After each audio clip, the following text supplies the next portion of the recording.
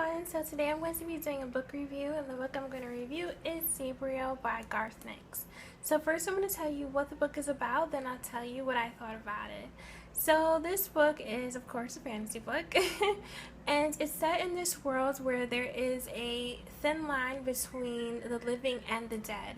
So there is this type of necromancer, which I feel like he's kind of like above a necromancer, but he's Abhorsen, and what he does is he is able to kind of go into the realm of the dead and keep them at bay. So he is kind of like the protector of the living against the dead, because the dead is always trying to like break the veil and to come into the world of the living and kind of take over and consume and destroy the living. So he is able to go through into the realm of the dead, and it's very interesting the way it is in their worlds, because there are different levels.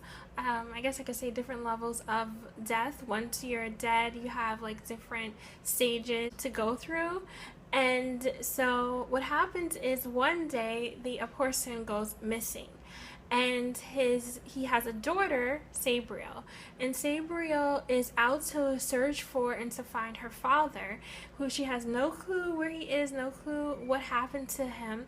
She just knows that he's missing and he's probably stuck in this realm of the dead. So she's going on this mission to find her father, and in doing so she finds out a lot about herself.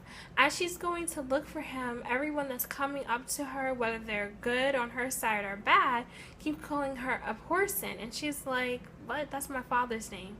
And she doesn't realize until later on that that's not her father's name, but it's a title that is given to her father and her, ancestors before her. Those who are kind of like, I don't want to say like the keeper of the dead, but that's essentially what they're doing. She, like I said, she finds out a lot about her family history, a lot about her father, but it's still very vague because she grew up away from Abhorsen. She grew up at kind of like a boarding school where she learned to be a charter maid. She doesn't know as much about his world as she thinks she does, really.